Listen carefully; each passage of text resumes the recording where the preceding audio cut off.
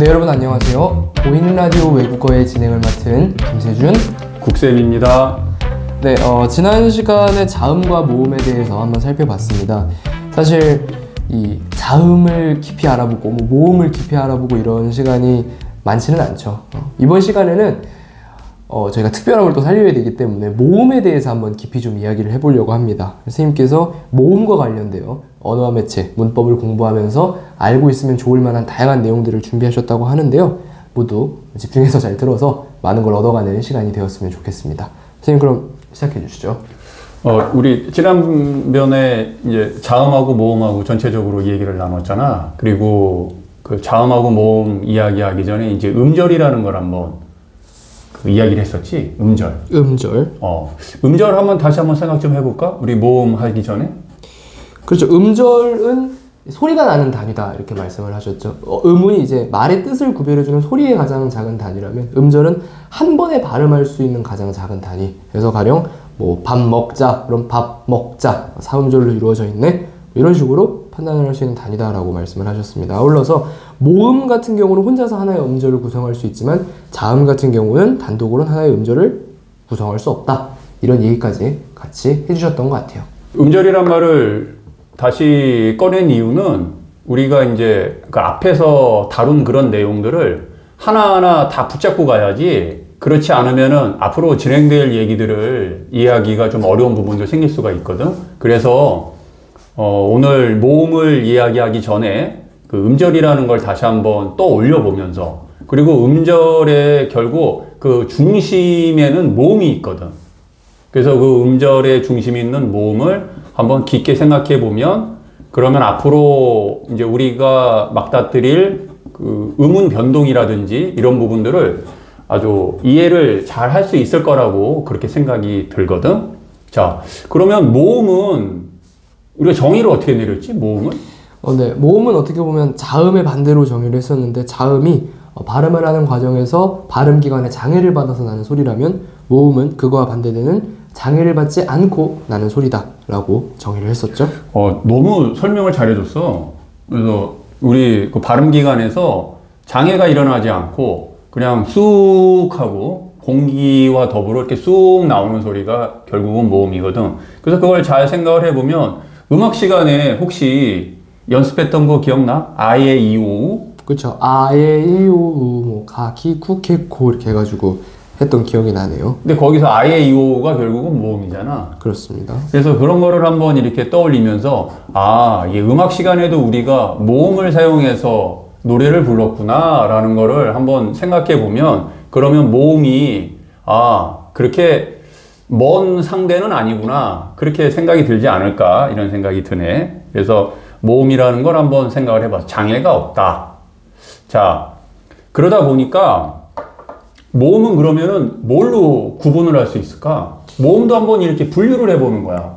그러면 어떤 기준을 갖고서는 모음을 우리가 그 분류를 할 수가 있을까? 구분을 한다. 일단은 가장 많이 쓰이는 기준은 우리가 발음을 처음 모음을 발음할 때의 입모양과 마지막 발음이 끝날 때의 입모양이 변하냐 변하지 않느냐에 따라서 단모음과 이중모음으로 구분을 하죠. 지금 상당히 전문적인 이야기를 해줬는데, 이제 그 이야기에 앞서서 네네. 모음을 구분할 수 있는 그런 기준은, 첫 번째는 지금 얘기했듯이 일단 입술 모양이야. 그러니까 입술 모양이 기준을 말씀하시는 거군요. 입술 모양이 이제 둥그렇게 되느냐 아니면은 평평하게 되느냐, 그렇게 해서 나누는 그 입술 모양을 한번 생각을 해봐야 되고, 그 다음에 혀의 위치, 혀가 어디로 가느냐. 근데 우리 몸속 얼굴 안에 있는 혀를 가만히 들여다보면은 혀가 굉장히 빨리 움직인다는 걸 아마 감지할 수 있을지는 모르겠어. 근데 혀가 우리가 말을 할 때는 굉장히 빨리 움직이거든. 그런데 그거를 만약에 옆에서 그 단면으로 바라본다면 그 혀가 어떻게 움직일까? 간단히 보면은 동서남북으로 움직일 수 있다라고 생각을 할 수 있겠지. 그러니까 그 사람의 얼굴을 옆면으로 딱 잘랐을 때 그때 혀의 움직임을 우리가 살펴본다면 분명히 동서남북으로 움직인다고 보일 수 있을 거야. 그럼 거기서 북과 남이라고 한다라는 건 결국 그러니까 높고 낮음을 얘기하는 그런 얘기겠고, 그 다음에 동서라면은 앞이냐 뒤냐라고 우리가 볼 수 있겠지. 그래서 그 세 가지 기준, 즉 입술의 모양, 입술이 동그랗게 오므라지느냐 아니면은 평평하게 되느냐, 혀가 그 입 안에서 가장 높은 곳에 있느냐 중간에 있느냐 아니면은 그 가장 낮은 곳에 있느냐 발음을 할 때, 그리고 또 혀가 앞쪽으로 가느냐 뒤쪽으로 가느냐, 이게 그 모음을 구분하는 데 있어서 가장 중요한 기준이 된다라는 거야. 그래서 오늘 그 세 가지를 꼭 이 방송을 들으시는 분들은 꼭 기억을 하면은 참 좋겠다, 그런 이야기를 전해주고 싶어. 네, 맞습니다. 좀 더 수험생들이 배우는 용어를 써서 얘기하자면, 입술이 동그라면 원순 모음, 입이 평평해지면 평순 모음, 혀의 위치가 맨 위에 있으면 고모음, 중간 중모음, 아래 저모음, 혀가 앞으로 가면 전설모음, 후설모음까지. 아주 설명을 너무 잘해줬네. 용어를 사용해서 정리를 할 수 있을 것 같습니다. 맞아. 하지만 이러한 구분 기준은 어떻게 보면 현행 교육과정상에서는 단모음에만 적용되는 교육과정 아니겠습니까? 그렇지. 그러니까 지금 이제 여기서 이제 다시 모음을 혀의 위치 그리고 입술의 모양으로 구분을 할 수가 있는데, 그런데 이제 중요한 거는 단모음과 이중모음이라는 이야기를 했어. 그럼 과연 단모음은 뭐고 이중모음이 뭐냐? 우리 모음 체계에는 한 21개의 모음이 있는데, 그 중에서 한 10개가 현재 단모음으로 구분이 되고, 그리고 11개가 이중모음으로 구분이 되거든. 그걸 약간 좀 길게 내면 이게 단모음이구나, 이중모음이구나라는 걸 알 수가 있는 거지. 그러니까 만약에 아와 같이 단모음인 경우에는 그거를 5초를 발음을 하든 10초를 발음을 하든 변하지가 않거든. 소리 자체가 바뀌지가 않는데, 근데 만약에 야라고 발음을 했을 경우에는 처음에는 야라고 시작했다가 계속, 그러니까 야야야야 이렇게 발음하는 게 아니라 이야가 되는 그게 거죠. 뭔가 거기 이상한 소리가 하나 꼈구나라는 거를 이제 발견할 수가 있거든. 그래서 그 이중모음이라고 하는 거는 어쨌든 소리가 바뀐다라는 거야, 간단히 얘기하면. 그러면 거기서 과연 단모음과 이중모음의 차이는 왜 일어났을까? 이거를 한번 우리가 생각을 해보는 거지. 그런데 이건 또 재밌는 게, 만약에 가라는 말을 길게 한번 발음을 해봐.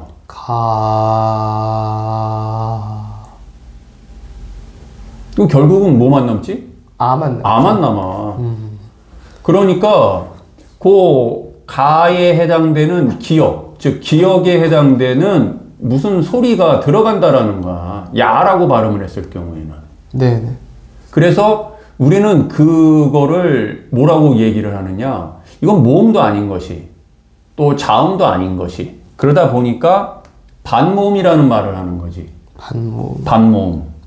이중모음에는 그 야 계열이 있고 와 계열이 있거든. 그래서 우리말에는 반모음이 이제 이 계열의 반모음, 그 다음에 오, 우 계열의 반모음, 그렇게 해서 영어로 이제 그 IPA라 그러는데, 그 영어로 이제 발음 표시를 했을 때 이제 J 발음을, J 발음이 아니야. 그거를 J처럼 이렇게 표시를 하는 거지. 그 다음에 그 오나 우 계열의 반모음은 W로 이렇게 표시를 해주지. 그래서 그게 반모음이다. 그러니까 반모음은 성질이 자음 같아. 그러니까 그 모음이 옆에 있어줘야지 발음이 나. 혼자는 발음이 안 나. 아까 내가 이제 가하고 야하고 비교를 해줬잖아. 그래서 그 반모음의 성질을 잘 생각을 해보면, 이거는 살짝 껴들어갔다가 빠지는구나, 소리가. 그런 거를 우리가 이제 반모음이라고 얘기를 하지. 그래서 이중모음은 결국은 정리를 하면은 단모음에다가 반모음이 결합된 형태구나, 그렇게 이야기를 할 수가 있어. 근데 또 우리말의 그 이중모음 중에서 가장 좀 분석하기 어려운 이중모음 중에 하나가 의거든, 의. 그래서 의는 학자들이 이제 볼 때는 그 의의 반모음이 들어간 것이다, 아니면은 이의 반모음이 들어간 것이다 라고 그렇게 분석하는 게 일반적인 분석이다 그렇게 얘기를 해주고 싶고, 그리고 이거와 더불어서 그러면 훈민정음 제자 원리에서 가장 중요한 게 뭐라고 생각하니? 훈민정음 제자 원리. 그러니까 우리나라 사람인데도 우리말이 어떻게 만들어졌는지를 아는 사람들은 이거 학교에서 다 배우는 내용인데도 불구하고 훈민정음은 기본적으로 많이 알고 있지 못하거든. 우리 몸의 구강 구조를 본떠서 만든. 그렇지. 그러니까 본떠서다. 그 본떠서라는 말을 상형이라고 얘기하거든. 상형. 상형자. 그러니까 훈민정음 제자 원리 중에 가장 중요한 제자 원리는 상형의 원리라는 거야. 근데 그 세종대왕께서 참 대단하신 게 그 발음 기관을 본떠서 그 자음을 만들어냈고, 그리고 그거를 본떠서 또 만들어내다가 가획의 원리를 이용을 해서 나머지 글자들을 만드신 건데, 그런데 중요한 거는 모음은 발음 기관을 본뜰 수가 없어. 왜? 부딪히지가 않거든, 어디에서. 그렇다고 혀의 위치에 따라서 혀의 위치도 사람마다 다 다르겠지? 그러네요. 높다 낮다 정도만 있다. 그래서 그러면 똑같은 상형의 원리를 이용을 해야 되는데 과연 뭘 이용할까? 그거를 굉장히 추상적으로 생각하셨던 것 같아. 천지인의 원리를. 그래, 그래서 천지인의 원리를 이용을 해서 아래아를 하늘, 그 다음에 을을 땅, 이를 사람, 그래서 삼재, 천지인으로 상형을 했다라는 거는 정말 그 보이지 않는 부분을 보인 것처럼 만들었다라는 거. 그게 정말 대단한 원리라고 난 생각을 했거든. 그래서 모음 같은 경우는 천지인을 이용해서 기본자를 만들고요. 그 다음에 한 번 활용한 초출자, 그 다음에 두 번 더한 제출자를 만들었다라는. 이 이제 자음에서 말했던 상형자랑 가획자, 모음에서 초출자, 제출자가 재작년 수능이었던 2024학년도 수능의 언어와 매체 지문에 출제가 되었던 것으로 기억을 하는데. 맞아. 그때 35번, 36번 문제로 출제가 됐는데, 그게 중학교 2학년 교과과정에 나오는 이제 그 훈민정음 제자 원리인데, 그 고3 수험생이나 N수생들은 도대체 이게 무슨 내용인가 굉장히 생뚱맞았을 거야. 네. 자기들이 중학교 때 배웠던 내용임에도 불구하고 그게 그렇게 응용돼서 나올 거라고는 생각도 못 했겠지. 한번 궁금하신 분들은 수능 문제, 지금 띄워드리는 수능 문제를 참고를 해보셔도 좋겠고, 아니면은 인터넷 검색을 통해서나 중학교 교과서, 고등학교 교과서를 참고해서 반드시 여기서 언급했던 상형자 혹은 초출자 이런 원리들을 한번 찾아봤으면 좋겠어요. 그 다음에 기회가 되면 우리 이 방송에서도 한번 자세하게 예, 다뤄봤습니다. 한번 다루는 것도 나쁘진 않을 것 같아. 괜찮겠다 싶네요. 알겠습니다. 그리고 이제 마지막으로 그 모음 사가표라 그러지? 네네. 이게 시험에 굉장히 잘 나오는 부분인데, 예. 그 모음 사가표를 한번 생각해 보면서 오늘 좀 정리를 해볼까 그러거든. 이거를 내가 이제 언급한 이유는 이걸 이제 외우려고 하잖아. 첫 번째, 이거를 이렇게 나눌 때 아까 내가 처음에 얘기했듯이 그 세 가지 기준이라는 거야. 그러니까 그 혀의 앞뒤, 그 다음에 입술 모양, 그리고 혀의 높낮이, 이렇게 나누다 보면은, 근데 우리가 이제 하나 여기서 기억할 거는 뭐냐면, 단모음이 딱 10개인데, 그 중에 핵심은 이하고 아라고 생각하면 제일 좋을 것 같아. 이하고 아. 왜냐면은 이하고 아가 거리가 가장 멀어. 이아. 한번 해봐. 완전히 구강 구조 자체가 달라지는 완전히 달라지는 걸 아마 알 수 있을 거야. 이하고 아하고. 그리고 이 두 가지를 일단 기억을 하고서는 이걸 시작을 하는 거지. 그러니까 이 같은 경우는 가장 위에서 소리가 나. 이가. 혀가 가장 입천장에 가까이 달라붙을 때가 이라고 발음이 나고, 그 다음에 가장 멀어지면은 아로 발음이 나. 그래서 그 이에서 살짝 뒤로 혀를 잡아 당기면 으가 되는 거거든. 그러네요. 그래. 그래서 이에서 살짝 뒤로 잡아 당기면 으가 되거든. 그리고 이에서 이제 아 사이에 나오는 게 애거든, 애. 근데 여기서 말하는 그 애는 학교에 간다 할 때 에. 아, 그리고 그거를 또 살짝 뒤로 발음을 하면 어가 되거든. 그러네요. 어. 그러면 여기서 이제 지금 내가 얘기한 그 발음은 내가 발음한 것들은 이거는 전부 다 평순, 즉 그 입술이 모아지지가 않아. 평평하게. 그래서 이제 이라고 발음을 했을 때 그거를 그 위치에서 입술만 딱 모으면 위가 되는 거야. 정확한 발음은. 그래서 원래는 이제 위 이렇게 하는 게 아니라 지금 벌써 위 하면은 그거는 이중모음이 되는 거고. 그렇죠. 그냥 이에서 그대로 위라고 하면은 그게 이제 단모음이 되고, 그 다음에 뒤에 있던 으에서 입술만 모으면은 뭐가 돼? 우가 되잖아. 우. 그러네요. 그리고 학교에 간다 할 때, 어이 할 때, 그거를 애를 그대로 입술만 모으면 으가 되는 거야. 그래서 단모음이 이제 원래는 만약에 우리가 다른 언어를 배울 때 그걸 외국어라고 발음하잖아. 그렇죠. 그래서 그건 정확한 발음은 원래 외국어라고 발음을 해야 되는데. 외국어. 근데 이제 그게 이중모음으로 바뀌지. 마찬가지야. 그러니까 어에서 그 상태에서 입술만 그냥 모으면 오가 되지.